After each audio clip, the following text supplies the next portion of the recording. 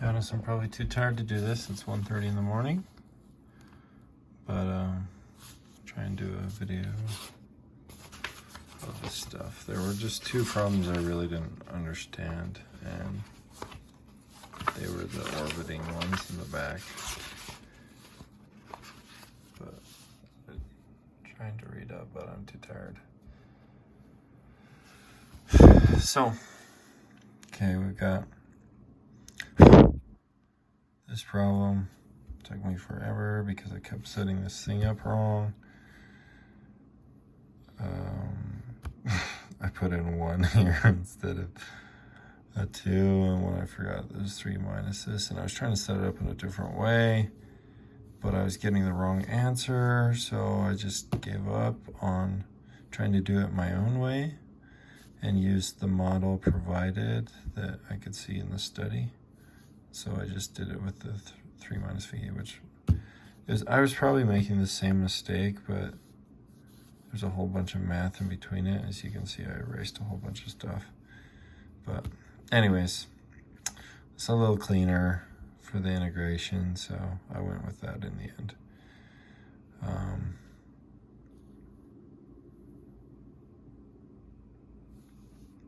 Well, in some ways it was cleaner, in some ways it wasn't. So we end up with, from the integral we get that, and obviously on the left hand side we get an x. We can pull that on the front, and then we've got our integral of our v dv. Oh, this is part b. I was like getting confused. I was like, where's my part a?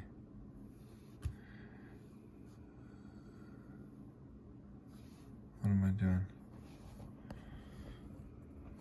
Oh, that's fine. That's my distance. That's the second integral. This is my first one. Time is 18.84 seconds. And now we just come back in here, and since we're trying to find our distance that we moved, we manipulate this. AX over D. Okay, well, anyways. So this is the first setup. F net M equals A sub x equals F net divided by M. So then we come here and we say A sub x equals to our dv divided by t, which is our acceleration, which is what we know the derivative of velocity is. So now instead we came over here, we flip this around, we get our dx. I really, sometimes I don't, this whole thing where we just decide we want to do stuff is weird. I don't understand how I know when I'm allowed to do something like that.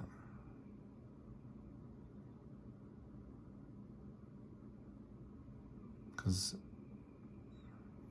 x wasn't even in our formula, but since it's a velocities,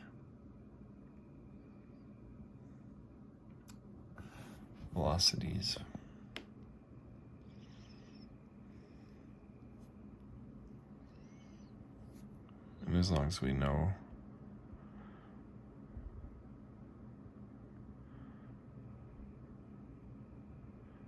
it still doesn't make sense. I would think that you had to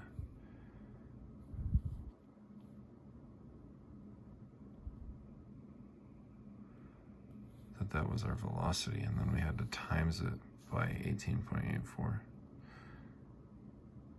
seconds. This might be incomplete. This might be meters per second.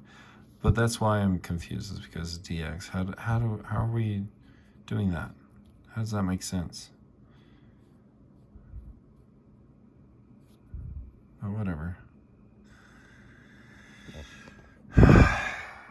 Wish I understood things better. This is easier. This is more like a statics problem. Just convert everything into slugs, because sometimes you need slugs. And take your tension and since this is a dynamics problem, this setup works. It doesn't really,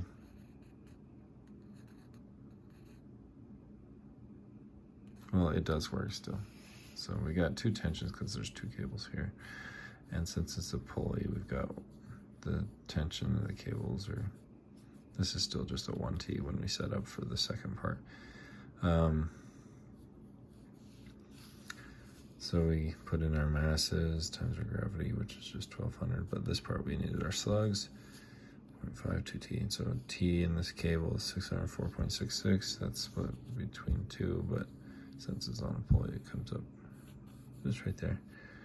So when we set up this part, our F minus T, it's still just 604.66, not a 2 times that. Anyway, so now we take our mass, which is our slugs of the truck, acceleration is 1. So we've got a force of 759.94 slugs.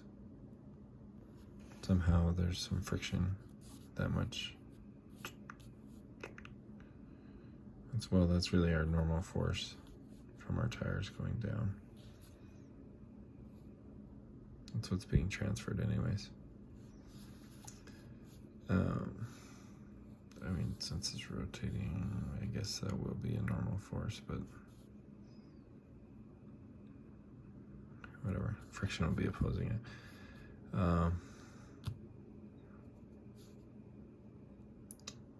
What is this here? What's this asking? Oh, you just figure out the force between these two, which is pretty simple. Explained way too much for this first thing.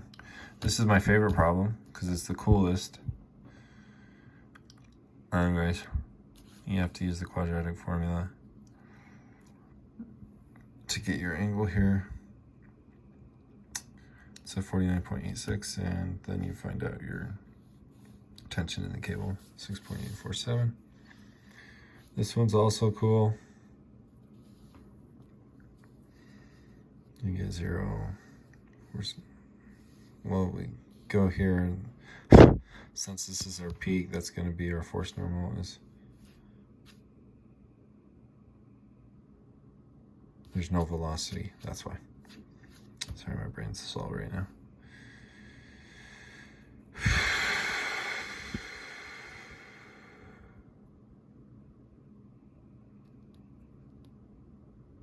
Our tension in the cable is 121.16. Then we solve here, tension BA minus WB equals MP. I can't think right now. Anyway, so TBA equals the weight plus my mass, which we found to be 4.037 slugs, times my velocity, which was 13.2, divided by 45, the length of the AB arm. I'm confused where the D came from. Must be an accident. This one's somewhat practical, to be honest. Setting it up, I was a little confused, but it makes sense. So this is the only part that, I mean, trying to remember in my brain. Obviously, well, never mind. Now I remember. Okay, they're taking the magnitude of the acceleration to find the magnitude of the two accelerations: the tangential acceleration and your normal acceleration. Your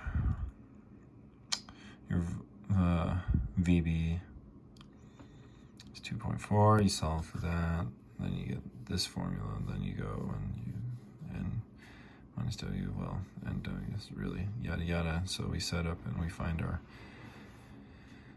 other force side, so we can set it equal to each other, and then solve for mu, but your coefficient of friction. And you set that up, and that's your formula. Then you put in your numbers. Okay, then we go down here. Orbit, it's orbit stuff. Didn't know at first. I mean, I haven't done orbit for a while, but plug in all the numbers. Then you get it. A lot of times these M's will cancel out. Then you solve for G of M, which is really just RV squared, which we have provided, if I remember right.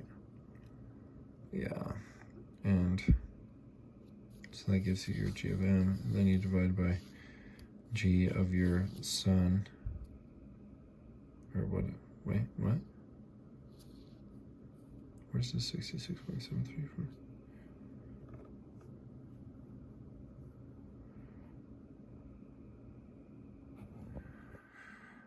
Where did that come from? I swear that came from that.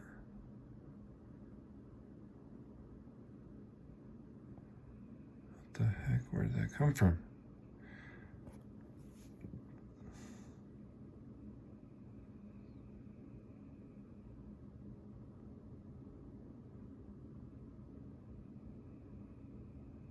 Did I solve for that and find that? Is that what I just did?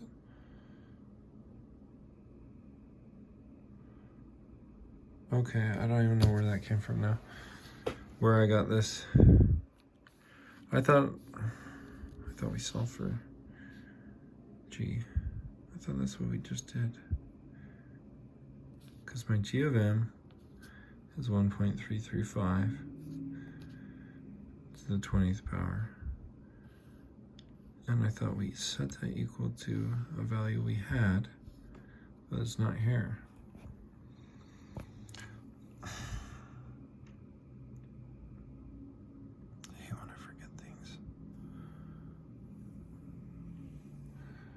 Whatever. I'm tired of this.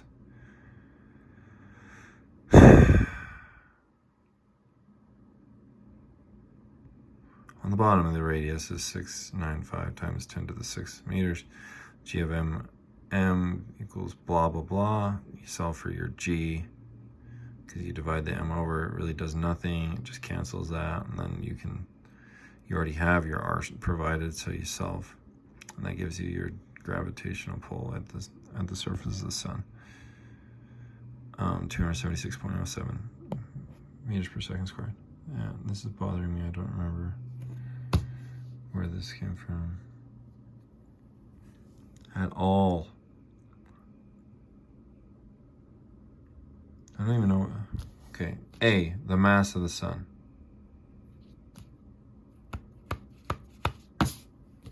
Whatever.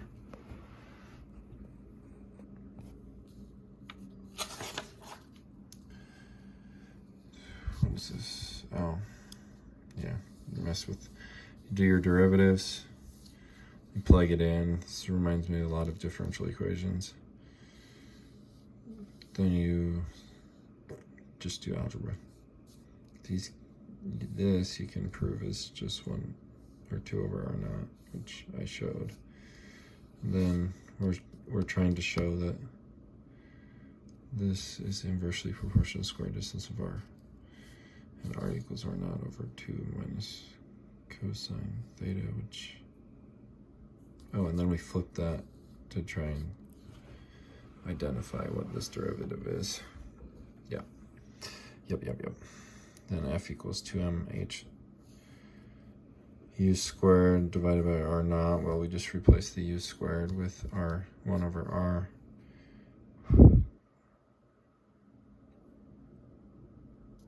Which seems like cheating now that I think about it, because of course it's going to be proportional if you replace one of them with it. Anyways. The rest are constants, so times the 1 over R squared. I guess a better show would have been to put in 2 minus cosine theta over R naught.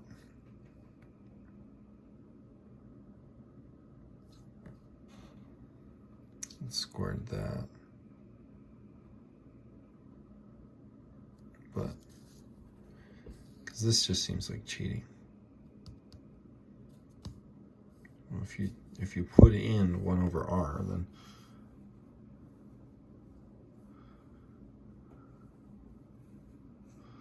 well, I guess not so much, because we didn't specify whether or not there would be u squared. And then this is the stuff that was confusing. I mean, some of them make sense, but this, these groundwork formulas that they have, I don't, you know, not that far. This groundwork formula, like, I don't know where they're getting those from.